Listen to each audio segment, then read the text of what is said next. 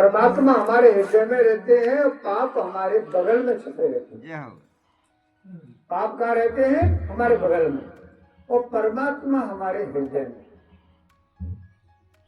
अब देखो, जब दोनों हाथ ऊपर उठा करके प्रेम से भगवान का हम जयकारा लगाते हैं तो पाप निकल करके भाग जाते हैं।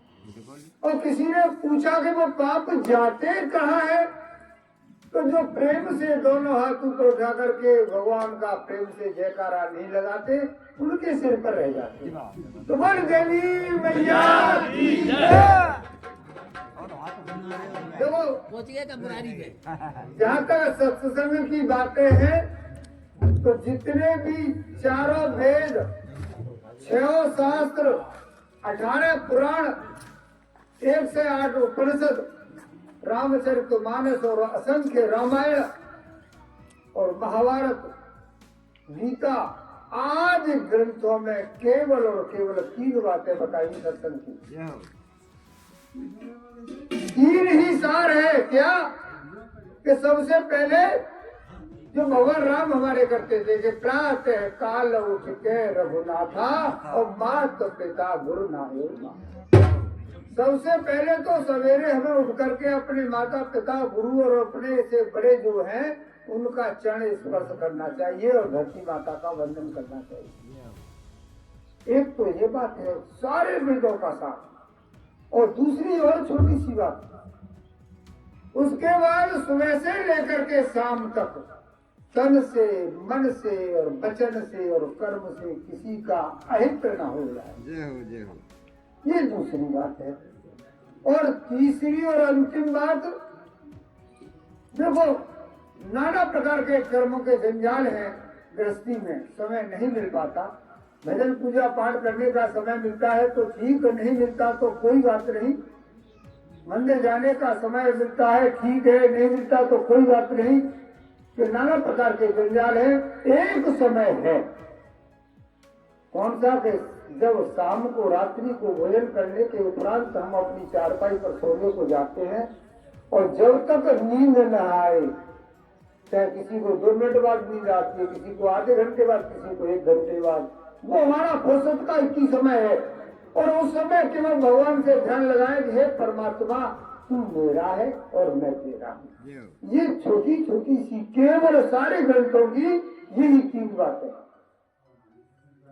अब मैं एक दूसरा विषय और लेना चाहता हूँ यहाँ पर सत्संग के अलावा।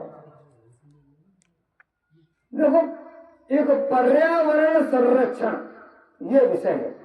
अब पर्यावरण संरक्षण किसे कहते हैं? हमारे देश में पहले बहुत घने जंगल थे, वृक्ष थे, चारों तरफ हरियाली थी। और वृक्ष और हरियाली न होने के कारण ही, और प्रकृति का कोप होता है, और पहले काफी अधिक वर्षाएं होती थी, समय पर पानी पड़ते थे, समय पर धूप निकलती थी। तो पर्यावरण संरक्षण से हमारा जीवन बदलता था।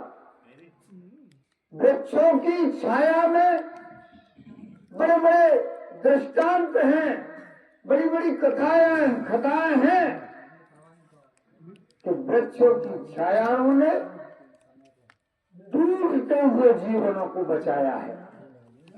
अब कैसे बचाया है? पर्यावरण संरक्षण क्या है? इस प्रकृति से प्रेम करना ही पर्यावरण संरक्षण है। अब देखो एक बात, एक गृहस्थी में जो है, एक परिवार में एक बेटा, और जिसका लालन पालन माता पिता ने किया, अपना सर्वस्व बेच करके, जमीन जायदाद बेच करके, और उसको पढ़ाया लिखाया और उसके बाद विवाह किया, और उसके 2 छोटे छोटे बच्चे थे। जब बहू घर में आई, पढ़ी लिखी बहू थी, संस्कारहीन बहू थी, घर में आई तो कहने लगी कि जब बुढ़ा भैया घर में रहेंगे तो मैं नहीं रहूंगी, या तो इन्हें रखो या मैं रहूंगा।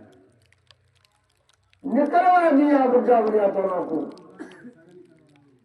आधा कम्बल लेकर के, और दोनों बेटा ने और बहू ने आधे कम्बल फाड़ करके दे दिया कि लो तुम्हारा सिर ढकने के काम आएगा, और जाओ यहाँ से, हम का अपना गुजारा होता नहीं, तुम्हारा कहां से करें। और पर्यावरण संरक्षण में बिगड़े हुए घरों को कैसे बचाया, ये सत्य घटना है।